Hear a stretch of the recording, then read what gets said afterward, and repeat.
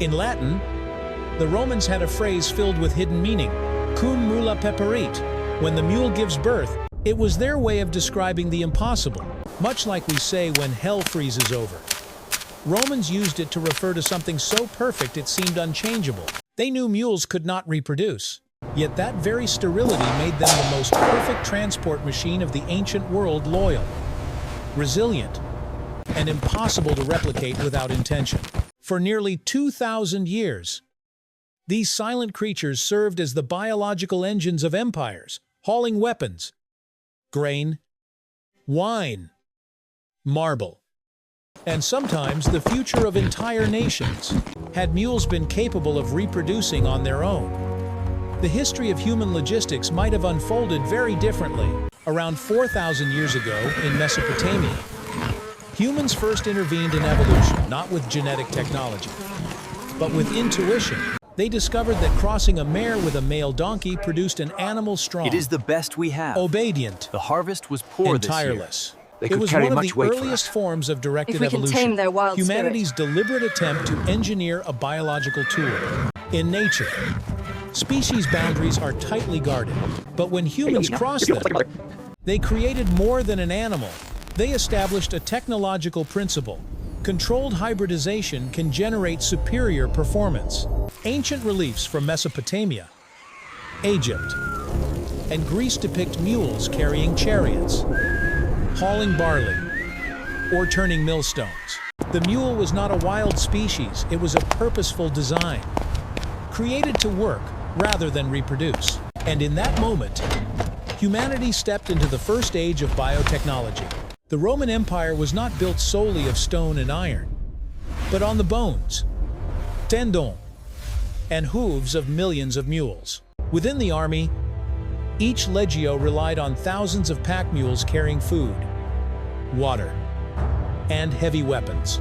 War horses appeared on battlefields, but along rugged roads and mountain passes. It was the mule that kept the wheels of war turning. With hard, compact hooves, exceptional drought tolerance, and remarkable pulling strength, mules were often the only transport capable of crossing treacherous terrain from the Alps to Asia Minor.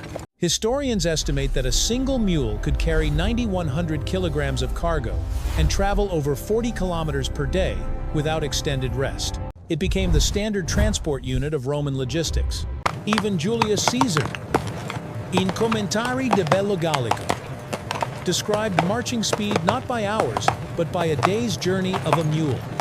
In reality, the mule was the horsepower of the ancient world, long before horsepower became a mechanical measurement. Mule power powered trade routes from Rome to Carthage and from Athens to Damascus. In antiquity, sterility was not a flaw, it was a governance feature. Because mules could not reproduce, they became controlled assets. Only those who owned both horses and donkeys and understood hybrid breeding could produce them. This created a sophisticated economic ecosystem. Farmers purchased mules as tools rather than livestock they could multiply. States regulated supply through imperial breeding farms, and quality remained consistent because each animal was a verified version of nature.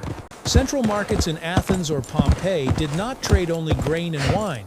They also hosted mule exchanges, where prices fluctuated according to productivity, much like living stocks.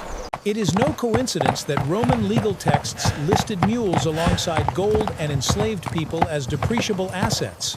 From a modern perspective, this resembled one of the earliest controlled production ecosystems: limited supply, standardized quality, and no self-replication principles, strikingly similar to how modern technology companies manage proprietary products. More than 1,000 years after Rome's fall, mules continued to carry goods from Venice to Constantinople, from the Andes Mountains to the Grand Canyon. Only in the 18th century, We've seen a 5% increase when James Watt in introduced the rates steam engine, since the new climate did the controls were world finally implemented. gain a The machine data is capable all of accessible replacing here. them? That Yet price to is sell steep. his I'll give steam you 50 engines, for the pair. 55. Watt had to that's the best persuade you'll find. farmers and All right, merchants deal. that his invention was more efficient than a mule. He needed a familiar unit of measurement, and thus horsepower was born. Clear the Ironically, path for the mules. that standardized figure came not from war horses, but from the average pulling I'll strength give you of 3 mules working denarii in for the Scottish lot. coal mines. As steam rose through copper pipes, a new era began, the age of mechanization. Still, humanity's biological engine, the mule, continued serving for more than another century. Across Europe's mountainous regions, mules remained the only transport capable of climbing steep slopes, crossing mud, and stopping with precise balance. Even in the industrial age, they were logistical robots made of flesh and blood. Today, the mule has largely disappeared from the industrial map, yet its legacy survives in every definition of efficiency, 40% less coal, durability, 40% less coal, and twice and the trouble I want. standardization.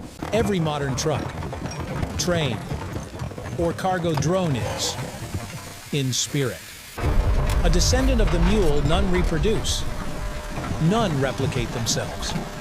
Yet each is optimized for a single purpose, moving energy and matter across space. On a deeper level, the mule embodies a philosophy of industrial design.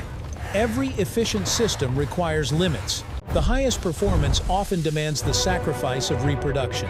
Nature designed the mule as a perfect prototype, maximum efficiency within a single generation. The mule leaves no lineage, but it leaves a principle. Evolution is not only about genes, but also about human intention reshaping natural order. When the first steam wheels turned, they did not merely replace the mule, they inherited its philosophy, power born from constraint. The mule proves that technology did not begin with metal or engines, but with humanity learning how to program nature itself. It stands as a hinge between biology and engineering, between agriculture and industry, between the world of muscle and the world of machines. In silence, the footsteps of millions of mules traced humanity's first global trade routes. And in the sigh of steam, we can still hear the heartbeat of an age when biology was the engine, and the mule was the quiet engineer of civilization.